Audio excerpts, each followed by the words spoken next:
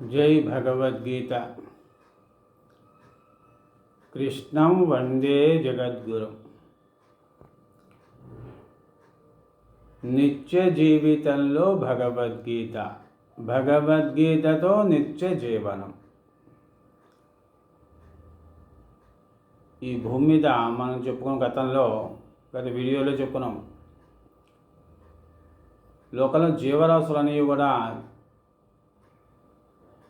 దేని ఆధారంగా పనిచేయాలి అంటే పరమాత్మ అందరికీ కూడా దిశానిర్దేశం చేశాడు. భగవద్గీత ఆధారంగా ఈ భూమి మీద జీవించాలి. మనకి ఏదో ఒక ఆధారం ఉండాలి కదా. ఈ 100 సంవత్సరాలు అనేక మార్పులు చేర్పులు జరుగుతూ ఉంటాయి. జీవితంలో అనేక మార్పులు జరుగుతాయి. 100 ఏళ్ళు ఒకే రకం, బాల్యం కొంత, యవ్వనం కొంత, వార్ధక్యం కొంత, ఇలాగా అనేక మార్పులు చెందుతూ ఉండే ఈ శరీర నిర్వహణ ఏ విధంగా చేయాలి అనేది పరమాత్మ మనకి ఒక దిశానిర్దేశం చేశాడు. ఒక మానవులకే కాదు, జీవరాశులన్నిటికీ కూడా, పంచభూతాలకి అందరికీ కూడా సుప్రీం పరమాత్మ అంటే సుప్రీం, ఆ సుప్రీం ఒక దిశానిర్దేశం చేశాడు. దాని ఆధారంగా మనం జీవించాలి. ఎలా పడితే అలా జీవిస్తే భూమి మీద కష్టాలు నష్టాలు ఎదుర్కోవాల్సి వస్తుందని చెప్తున్నాడు పరమాత్మ. కాబట్టి గీత ఆధారంగా మనం జీవించాలి. దీనికి ఫిక్స్ అయిపోవాలి ముందర. లేకపోతే ఈ లోకంలో ఒక్కొక్కడు రకంగా వెళ్ళిపోతూ ఉంటాడు. దిశానిర్దేశం ఉండదు వాడికి జీవితానికి. కాబట్టి ఆ దిశానిర్దేశం లేకుండా జీవనాన్ని సాగిస్తూ ఉంటే వాడికి అశాంతి, దుఃఖం వస్తుంది. కాబట్టి పరమాత్మ చెప్పేటటువంటి సందేశాలని, ఆ సూచనని కూడా మనం జాగ్రత్తగా అర్థం చేసుకోవాలి. భగవద్గీతను అర్థం చేసుకోవడానికి ప్రయత్నం చేయాలి. ఈ అర్థం ఎలా అవుతుంది? నిరంతర అభ్యాసము. పరమాత్మని ఆయనే మనకు గురువు.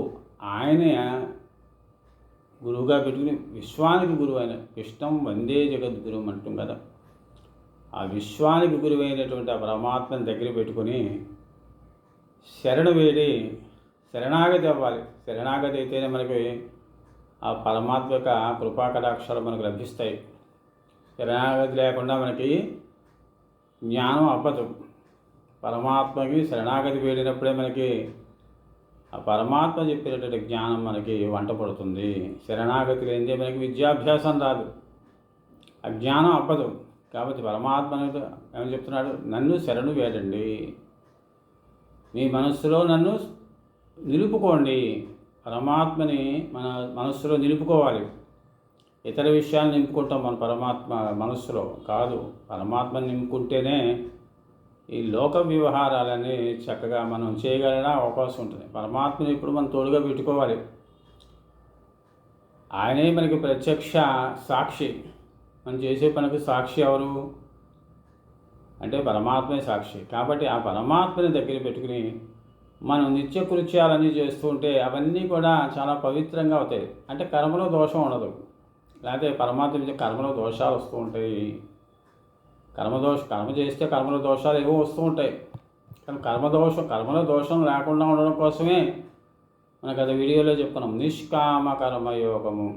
ఇది ఎంత చేస్తే అంత లాభం అన్నాడు పరమాత్మ. ఇందులో ఏ దోషం ఉండదు అన్నాడు. నిష్కామ కర్మయోగంలో దోషం ఉండదు. సకామ కర్మయోగం అనేక దోషాలు ఉంటాయి. కాబట్టి మోక్షానికి కూడా పరమాత్మ చెప్పినటువంటి ఆ నిష్కామ కర్మయోగ సిద్ధాంతాన్ని చక్కగా ఆకలింపు చేసుకుని, అర్థం చేసుకుని ఆచరణలో పెట్టడానికి ప్రయత్నం చేద్దాం. కొన్ని శ్లోకాలు మనం ఆల్రెడీ నిష్కామ కర్మయోగానికి కొన్ని వీడియోలు చేసుకున్నాం. దానికి ఆ నిష్కామ కర్మయోగం గురించి కొంత అవగాహన పెంచుకున్నాం. మరి ఈ వీడియోలో మరికొంత ఆ పరమాత్మ చెప్పిన విషయాలు తెలుసుకోవడం ప్రయత్నం చేద్దాం. పరమాత్మ ఏం చెప్తున్నాడు? 2వ అధ్యాయంలో సాంఖ్యయోగం, జ్ఞానయోగం. ఆ సాంఖ్యయోగంలో దేహము ఏనాడైనా నేలకు ఒరిగిపోవాల్సిందే. ఈ భూమి మీద ఈ దేహం అనేది శాశ్వతం కాదు. దేహం అనేది ఎందుకు ఏర్పడిందంటే కర్మ చేయడానికి మాత్రమే. ఈ లోకంలో సత్కర్మలు చేయడానికే ఈ దేహం ఏర్పాటు చేశాడు. ఆ సత్కర్మల కోసమే ఈ దేహాన్ని ఏర్పాటు చేశాడు. కాబట్టి ఈ పనిముట్టుని లోక కళ్యాణం కోసం, భగవంతుని చింతన కోసం ఈ శరీరాన్ని రెండుకి ఉపయోగించాలి. మన శరీరాన్ని స్వార్థానికి ఉపయోగించుకుంటాం. స్వార్థం చివరికి దుఃఖము, అశాంతి మిగులుతుంది అని పరమాత్మ చెప్పాడు. కాబట్టి నిష్కామ కర్మయోగము, నిస్వార్థ సేవ. అందుకే పరమాత్మనికి దేహాన్ని ఇచ్చాడు. తెలుసుకోవాలి ముందర దేహం ఎందుకు ఏర్పడింది అని తెలుసుకుంటే, ఏ పర్పస్ నిమిత్తము పరమాత్మ మనకి జన్మించాడో తెలుసుకోవాలి ముందర. సంపాదించడానిక, తినడానిక, తిరగడానిక, కాలక్షేపం చేయడానిక, విందులు వినోదాలక, ఎందుక పరమాత్మ మనకి శరీరాన్ని ఇచ్చాడు? కాలాన్నంతా వృధా చేసుకోవడానిక, అక్కర్లేని వ్యవహారాలు తలదూర్చడానిక, అక్కర్లేని యొక్క ఆలోచనతో కాలాన్ని వెళ్ళపుచ్చడానిక ఈ శరీరం పరమాత్మ ఎందుకు ఇచ్చాడు? మన బుద్ధి, మన మనస్సు, మన జ్ఞానేంద్రియాలు, కర్మేంద్రియాలు, ఈ శరీరం మొత్తం దేనికి ఉపయోగించాలి అని ముందు తెలుసుకోవాలి. ఒక పనిముట్టు ఉంది, దేనికి ఉపయోగించాలో తెలుసుకునే కదా ఆ పనిముట్టుని మనం వాడతాము. సెల్ ఫోన్ ఉంది, ఆ సెల్ ఫోన్ పనిముట్టు దేనికి ఉపయోగించాలో తెలుసుకుంటే దానికి ఉపయోగిస్తాం.